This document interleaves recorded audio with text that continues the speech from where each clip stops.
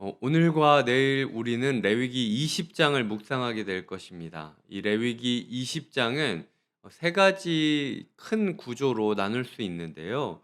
먼저 오늘 우리가 읽었던 1절부터 이제 1절은 이제 여호와께서 모세에게 말씀하여 이르시되 이제 서언이 등장하고 있는 것이고, 2절부터 6절까지는 우상 숭배에 대해서 이야기하는 거고요. 그리고 27절도 우상 숭배에 대해서 이야기하고 있는 겁니다. 7절부터 8절까지는 거룩해야 된다. 너희가 이렇게 살아야 되는 이유는 거룩해짐으로 나와 가까워지기 위해서다라고 이야기하고 계시고요. 7절부터 8절까지 있었던 이야기를 22절부터 26절까지 또 반복하고 있습니다.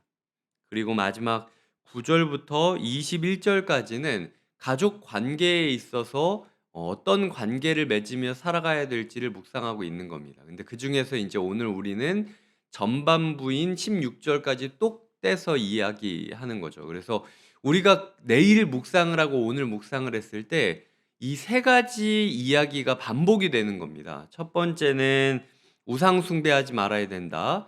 두 번째는 이 모든 것들은 거룩함을 통하여 너희가 나와 가까워지기 위해서다.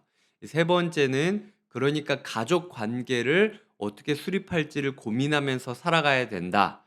섞이지 말고, 그리고 가족 관계 질서를 존중해 줘라 라는 부분인 거죠. 그래서 이 세 가지 이야기가 반복된다라는 사실을 기억하되, 오늘은 제가 이제 한 부분을 강조하고 내일은 또 내일 강조할 부분들을 다루도록 하겠습니다. 오늘 강조할 부분이 1절부터 6절까지의 내용을 좀 이야기를 드리려고 해요. 먼저 2절에 보시면은 몰렉에게 주면 반드시 죽이라 라고 이야기를 하는데요. 18장 21절을 제가 읽어보겠습니다. 18장 21절입니다. 너는 결단코 자녀를 몰렉에게 주어 불로 통과하게 함으로 내 하나님의 이름을 욕되게 하지 말라. 나는 여호와이니라 라고 이야기를 하고 있고요. 그리고 19장 31절도 제가 읽어드리겠습니다. 너희는 신접한 자와 박수를 믿지 말며 그들을 추종하여 스스로 더럽히지 말라. 나는 너희 하나님 여호와이니라 라고 기록되어져 있습니다. 그러니까 사실은 지금 오늘 우리가 읽은 이 말씀은요, 반복되는 말씀이에요. 그러니까 하나님께서 무언가를 반복하신다라는 것은 몇 가지 이유가 있는데, 첫 번째로는 강조하려고 하기 위해서 반복하는 겁니다. 정말로 중요한 문제이기 때문에 반복을 하는 거죠. 두 번째로는 그 똑같은 이야기를 반복하는 과정 가운데 중심된 내용을 가운데다가 넣어놓곤 합니다. 근데 지속적으로 이 18장부터 20장까지 넘어서는 맥락은 하나님께서 십계명을 다시 한번 해석해 주심으로써 내가 너희에게 계명을 지키라고 한 것은 너희를 괴롭히려고 하는 게 아니라 너희가 내가 느끼는 기쁨을 느끼게 하고 싶어서이다. 내가 세상을 섬기고 세상의 질서를 세워가고 세상을 보존함으로써 느껴지는 그 정원사로서의, 그 정원지기로서의 기쁨을 너희 또한 만끽하길 바래서이다. 그리고 이곳이 내가 있는 그곳이니 너희가 나를 찾고 싶다면 언제든 내가 이 세상을 보존하는 곳으로, 사람들을 돌보고 아끼는 그곳으로 너희가 달려간다면 언제든 나를 마주할 수 있을 것이다 라는 하나님의 약속의 메시지이기도 하죠. 그리고 마지막으로 이것을 강조한다라는 거는요, 첫 번째 강조와 두 번째 강조 사이에 어떤 차이점이 있는 것을 통해서 우리가 지금 하나님이 오늘 우리에게 이런 말씀을 하시는구나 라는 것을 깨달을 수 있습니다. 18장과 19장에 몰렉에게 그 자녀를 드리지 말고, 자녀를 내주지 말고, 박수무당을 섬기지 말고, 그리고 이런 부분들의 이야기 나오는데요. 오늘 우리가 읽은 20장은 조금 다른 게 추가가 됩니다. 그걸 보시면은 20장 2절을 보시면 반드시 죽여라. 그 지방 사람이 돌로 쳐라. 나도 진노할 것이다. 그리고 4절에 보면은 못 본 채 하지 말라. 못 본 채 하면 5절에 내가 진노하여 못 본 채 하는 모든 사람들도 끊어버릴 것이다. 그리고 6절에 보면 내가 진노하여 그를 그의 백성 중에서 끊으리니 7절에 보면 너희는 스스로 깨끗하게 하여 거룩해라. 누가 시키기 전에 너희 공동체를 너희가 지켜야 된다라는 거죠. 그러니까 하나님께서 오늘 우리에게 주시는 이 말씀은 거룩함에 있어서는 공동체가 필요하다라는 거예요. 공동체가 공동체의 거룩함을 지켜주지 않으면은 안 된다라는 거죠.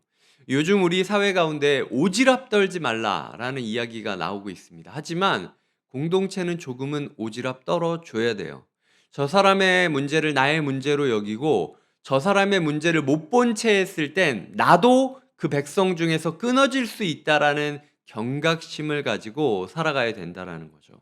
왜냐하면은 가장 먼저 첫 번째로 신체 일부 중에서 한 일부가 고름이 나고 썩고 상하면은 그거는 그게 알아서 하겠지라고 두면 안 돼요. 손이 약을 찾아서 소독을 시켜줘야 되고 발이 병원으로 움직여줘서 그 사람을 치료받게, 그 신체 부위를 치료받게 하지 않으면 온몸이 다 죽을 수밖에 없다라는 거죠. 이미 우리는 공동체로 부름받았고 공동체인 하나님을 통하여 우리가 구원받았습니다. 그렇기 때문에 우리 공동체의 어떤 문제를 나는 그냥 누군가 알아서 하겠지라고 넘겨버리면 사실 그것만큼 위험한 부분들이 없다라는 겁니다. 그냥 내 아이가 어떤 죄를 짓고 있는 걸 내가 알고 있을 때, 하나님을 경외하지 못하는 걸 내가 알고 있을 때, 언젠가 알아서 철들겠지라고 생각을 하면 안 된다라는 거예요. 하나님이 알아서 하시겠지라고 그냥 뒤로 밀어두면 안 된다라는 겁니다. 나의 부모님, 나의 가족들이 하나님을 경외하지 않고 엉뚱한 데를 찾아가고 있을 때 언젠가 그냥 알아서 믿어지겠지라고 생각하면 안 된다라는 겁니다.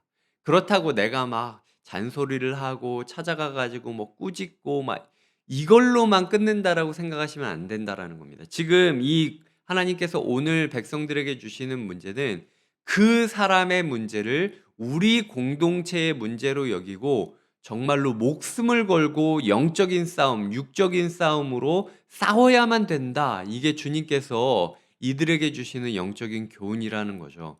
적어도 우리 자녀의 문제, 우리 부모의 문제, 우리 교회의 문제를 나의 문제라고 여기고 치열하게 기도해 본 적이 있는가? 그리고 치열하게 어떻게 하면 사랑의 방법으로 이 사람을 회개시킬 수 있을까? 고민할 수 있는지를 우리가 고민하고 투쟁하는 게 필요하다라는 겁니다. 저 사람이 죽으면 내가 죽는다. 못 본 채 하는 나를 하나님께서 죽이실 것이다. 라는 이야기를 오늘 우리에게 교훈으로 삼아야 된다라는 겁니다. 4절에 보면 그 지방 사람이 못 본 채 하고 2절에도 보면 그 지방 사람이 돌로 칠 것이요. 도대체 어떤 지방 사람이라는 게 무슨 말입니까? 남녀노소 지위 고하를 막론하고 그와 함께하고 그의 문제를 직면한 사람이라면 누구라 할지라도 외면하지 말아야 된다는 거예요. 그게 어린아이 한 명이라 할지라도 공동체의 문제를 봤을 때 자기 목소리를 낼 수 있는 곳이 되어야 한다라는 거예요.